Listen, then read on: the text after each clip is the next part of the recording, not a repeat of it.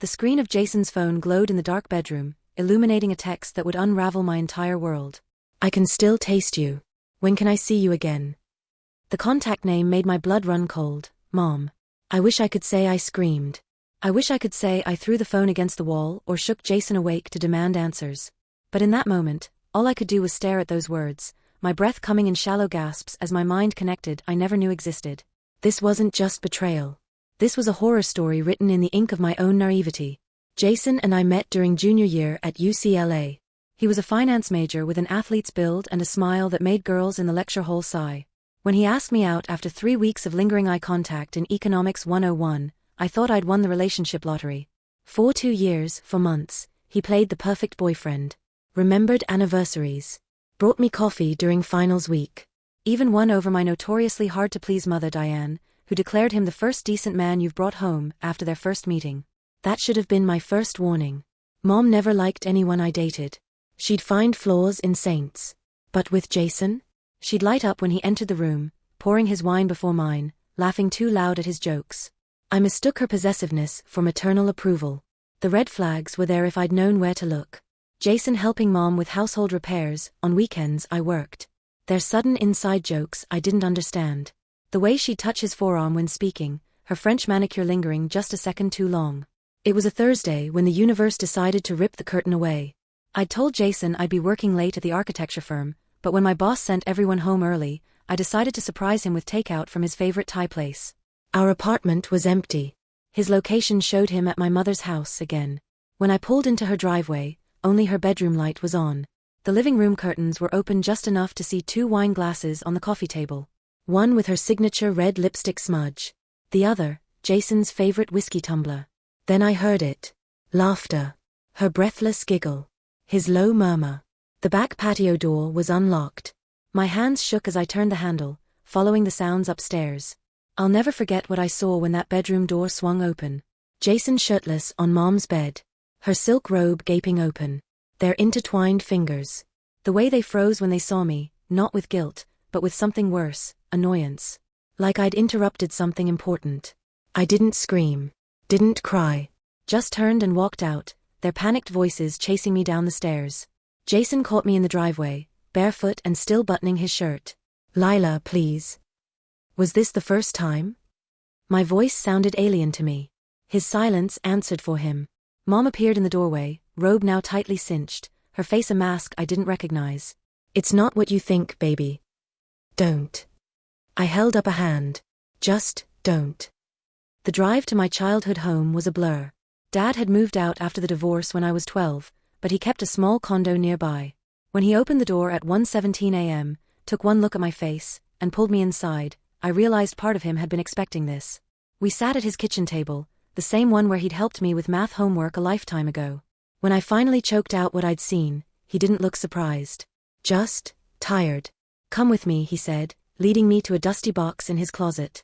The photograph he handed me stole what little breath I had left. A younger version of my mother, radiant in a yellow sundress, standing beside a man who wasn't my father. A man with Jason's exact jawline, the same crinkles around his eyes when he smiled. Richard Calloway, Dad said quietly. Your mother's college sweetheart. Jason's father. The room tilted. Jason doesn't know, Dad continued. But Diane recognized him immediately when you brought him home. She tried to warn you away, remember? Said he was too cocky, too sure of himself. Classic projection. I remembered. She'd hated him at first. Then suddenly, she didn't. When she realized who he was, Dad said, watching me carefully, I think she saw it as some sort of second chance. As I sat there clutching that decades-old photo, the pieces clicked into place with terrifying clarity. Mom hadn't fallen for Jason despite him being my boyfriend. She'd fallen for him because he was Richard's son. Every family dinner, every holiday, every time she'd insisted he stay late to help with the dishes. This wasn't just an affair. This was my mother chasing the ghost of her first love through his carbon copy son. And Jason? He'd been seduced by the woman who looked like an older version of me, who showered him with the attention I'd been too busy to give during my grueling internship. The most horrifying realization? They both saw parts of me in each other. I stared at the photo in my father's shaking hands, my mother's youthful face beaming beside Jason's doppelganger. Richard Calloway, Dad repeated, his voice hollow. The man your mother never got over. Jason's biological father. My throat tightened. So Jason is not your brother, if that's what you're thinking, Dad cut in quickly. Richard and Diane broke up before she met me. Jason was born years later, to a different woman. Relief flooded me, until Dad reached back into the box. But there's something else you need to see. He slid a yellowed envelope across the table. Inside, a stack of letters tied with ribbon, and a birth certificate. Mother's name, Diane Elizabeth Carter. Child's name, redacted Carter. Father's name, Richard Daniel Calloway. Wait. My finger trembled over the date. This is from 2 years before I was born. Dad's face crumpled. Your mother had a baby with Richard at 19. A boy. She gave him up for adoption when Richard left her. The room spun. I have a brother? Had. Dad's next words dropped like stones. He died in a car accident at 16. Jason would have been, what? 24 now? The exact age your brother would have been. A sickening realization hit. My mother didn't just see Richard in Jason. She saw her dead son. I barely slept that night. At dawn, I drove to Mom's house, not to confront her, but to search her study. Her laptop was unlocked. A folder labeled J contained screenshots of Jason's childhood soccer photos. How did she get these?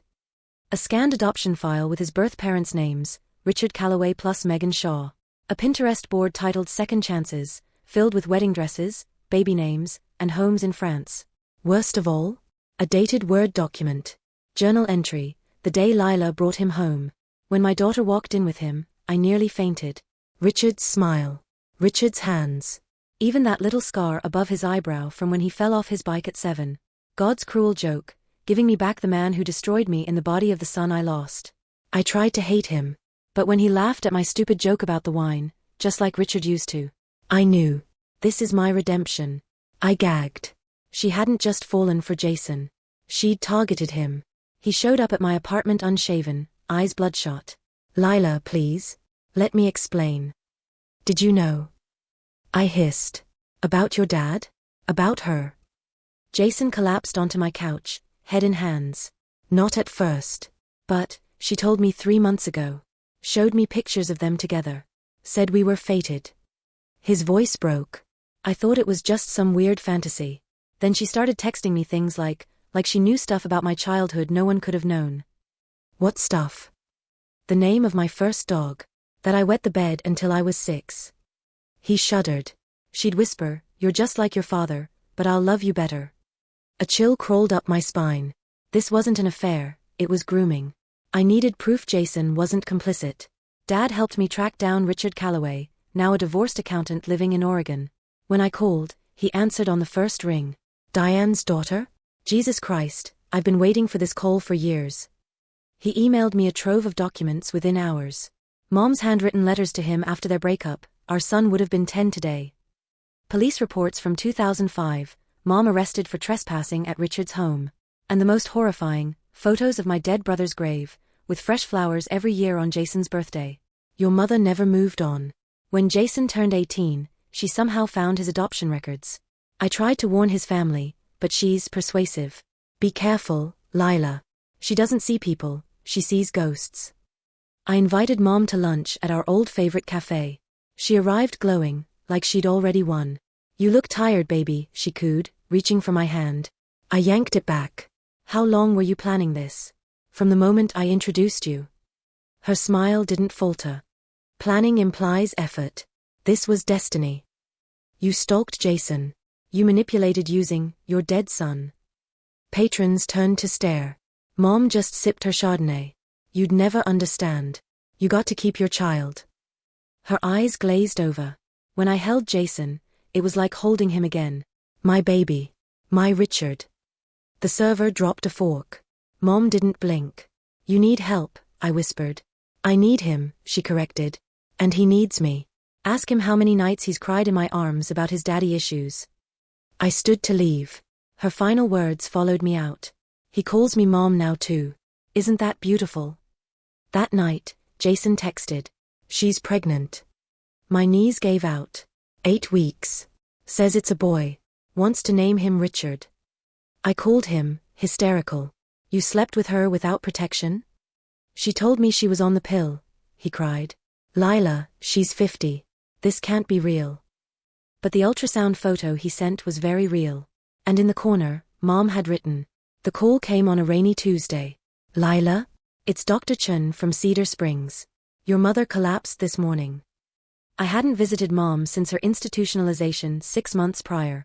But when I saw her in that hospital bed, 4 lines snaking from paper-thin arms, once perfect hair now brittle and gray, the anger drained from me like water through cracks. Early onset dementia, the doctor explained. Extremely aggressive. She likely had undiagnosed neurological issues for years that contributed to her behavior.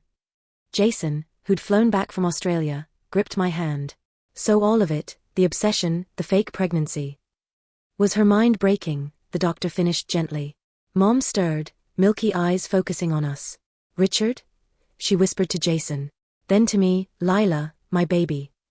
For the first time in years, she sounded like my mother. In her lucid moments, Mom apologized. "I lost myself," she rasped one afternoon, skeletal fingers plucking at her blanket. "After giving up that baby. After Richard left. I think part of me stayed trapped in 1992. She didn't remember stalking Jason. Didn't recall the nursery. But she wept when shown the fake ultrasound. "Oh God. I hurt you. I hurt both of you." Jason surprised us all by forgiving her first. "You were sick," he said, brushing tears from her cheek. "Not evil. Just lost." I needed longer. But watching her struggle to recognize her own reflection, I realized. The woman who'd betrayed me was already gone. 3 weeks later, as autumn leaves blew past her window, Mom tugged my sleeve. "The box under my bed," she wheezed. "For you." Inside, I found my baby teeth in a tiny ivory box. Every birthday card I'd ever given her. A sealed envelope labeled, "When you're ready." The letter inside read, "My dearest Lila, if you're reading this, I finally got brave enough to admit the truth. I've been jealous of you since the day you were born. You got the life I wanted. The love I lost. But none of that was your fault.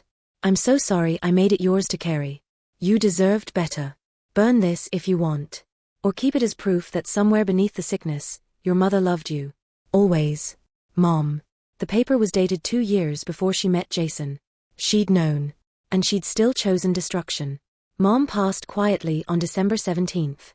At the funeral, Jason and I stood side by side at her grave, not as victims, but as survivors. The other mourners never knew the full story, and we let them keep their illusions. Afterwards, I took Dad to lunch. "You okay?" he asked as I stirred my tea. Strangely, yes. I smiled for the first time in months. I got to say goodbye to the real her at the end. That night, I burned the letter. Not out of anger, but because some ghosts don't need to haunt us forever. 1 year later. Jason lives in Barcelona now, teaching English. We Zoom every Sunday. Dad finally cleaned out Mom's house. Found 3 more hidden journals, left them unread. As for me, I'm sitting in a sunlit cafe, sketching designs for my new architecture firm, when a man bumps my table. "Sorry." He rights my coffee cup. Dimples flash. For half a second, my breath catches, but it's not Jason. Just a stranger with a similar smile. And for the first time, that doesn't terrify me. I grin back. No harm done. The sun keeps shining. The world keeps turning. And I keep living.